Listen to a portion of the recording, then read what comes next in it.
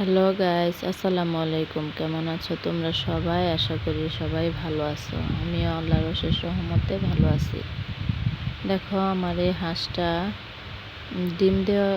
ডিম দিয়েছিল। বাচ্চা ফোটানোর জন্য বসিয়েছিলাম, তো গরমে ডিমগুলো নষ্ট হয়ে গেছে, সেই জন্য আমি ফেলে দিছি। এখন হাঁসে ওই ডিমগুলো খুঁজতেছে, বারবার ওই ঘরের দিকে যাচ্ছে আর ডিমগুলো খুঁজতেছে।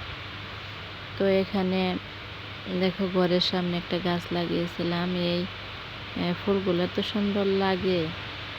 তাই এই পাশে আবার একটা, এই যে এখানে অপরাজিতা গাছ লাগিয়েছিলাম, নিচে বীজ লাগিয়েছিলাম। গাছটা হয়েছে এবং ফুলও আসে, সুন্দরভাবে ফুলও আসে, দেখতে সুন্দর লাগে।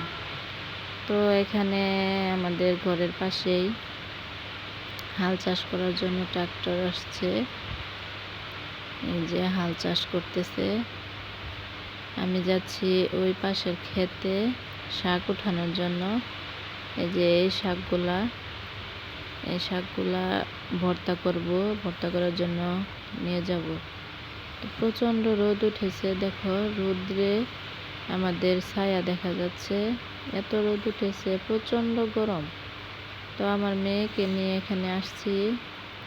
ওর প্রচণ্ড রোদ লাগতেছে, বেশি উঠাবো না, তাড়াতাড়ি চলে যাব। দেখো কত সুন্দর প্রকৃতি, কত সুন্দর সবুজ, শুধু সবুজ আর সবুজ। তো এটা হচ্ছে আমাদের বাড়ি, আর আমি এখানে শাক উঠাচ্ছি। শাক উঠিয়ে তাড়াতাড়ি চলে যাব এখান থেকে। প্রচণ্ড রোদ, অনেক রোদ লাগতেছে। দেখো শাকগুলি কত সুন্দর। পাশের ক্ষেতে এই যে ফুল, সুন্দর ফুল ধরে আছে, নিজে নিজেই হয়েছে। তো এতটুকুই হবে আমার, বেশি লাগবে না, ভর্তা করব যেহেতু। দেখো এখানে আমি আবার, আমার হাজব্যান্ড এখানে একটা ফুল গাছ লাগিয়েছিল, সুন্দর ফুল হয়েছে। আমি ডিম ভাজি করব, সেজন্য আবার কাঁচামরিচ উঠিয়ে নিচ্ছি গাছ থেকে। এই মরিচগুলা প্রচণ্ড ঝাল, এত ঝাল খাওয়া যায় না ঝালের জন্য। সুন্দর করে সবগুলা মরিচ, পাতা, শাকটা উঠিয়ে নিয়ে চলে যাব রান্না করার জন্য। তো মরিচগুলো উঠিয়ে নিচ্ছি, উঠিয়ে নেওয়া হয়ে গেছে। এই যে শাকগুলো দেখো মাত্র এনেছি, তারপর রোদ্রে মনে হচ্ছে অনেক আগে উঠিয়েছি। এই দেখো সজনে ডাঁটা গাছ, সজনে পাতা উঠাচ্ছি। এই সজনে পাতাগুলো অনেক কচি, ওই সাইডে আছে, অনেক বড় হয়ে গেছে পাতাগুলো, বয়স বেশি হয়ে গেছে। আর এই পাতাগুলো একদম কচি, বোঝা যাচ্ছে না বেশি, কিন্তু একদম কচি পাতা। এই পাতাগুলো ডাল থেকে ছাড়িয়ে নিচ্ছি।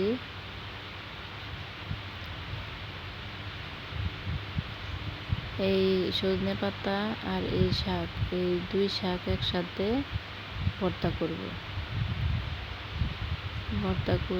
সেই জন্য চুলার মধ্যে কড়াই বসিয়েছি। এখানে শুকনো মরিচ দিয়ে দিলাম, একটু ভেজে নেব। সাইডে ভর্তার জন্য পেঁয়াজ, রসুন দিয়ে দিচ্ছি একসাথে। সময় কম লাগবে, তাড়াতাড়ি হয়ে যাবে।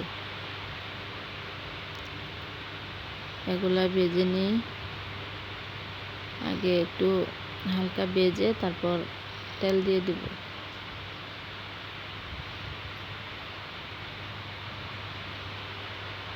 আমার ভর্তা আইটেম এত মজা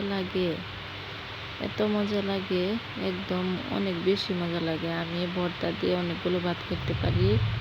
মাছ মাংস আমার কাছে তেমন একটা ভালো লাগে না, আমি ভর্তা দিয়ে অনেক ভাত খেতে পারি। আমার ভর্তা অনেক বেশি ভালো লাগে।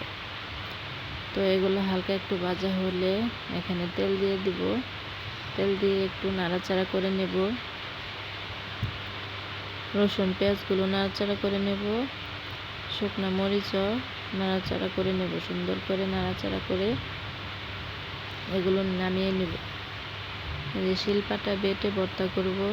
এখানে লবণ দিয়ে দিলাম পরিমাণ মতো, দিয়ে এগুলো বেটে নিলাম। বেটে দুই শাক একসাথে কড়াইয়ের মধ্যে দিয়ে দিলাম। এই শাকগুলো এখন ভেজে নেব।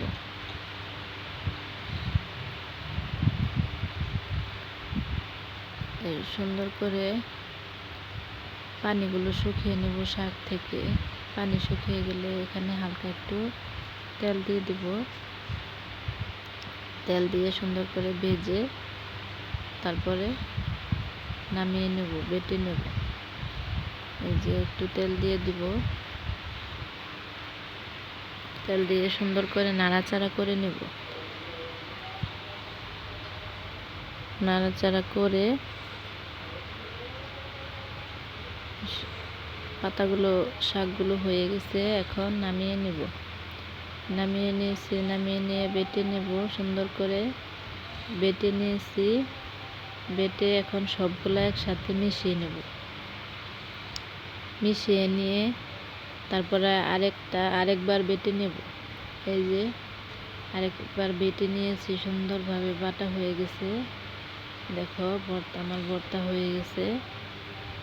এখন সবগুলো সুন্দর করে ভালোভাবে মিশিয়ে নেব। মিশিয়ে নামিয়ে নিলেই রেডি আমার ভর্তা। আমার জিভে এখনই জল আসতেছে। দেখো কি সুন্দর হয়েছে ভর্তাগুলো, খেতেও দারুণ হয়েছিল। আসসালামু আলাইকুম, আল্লাহ হাফেজ।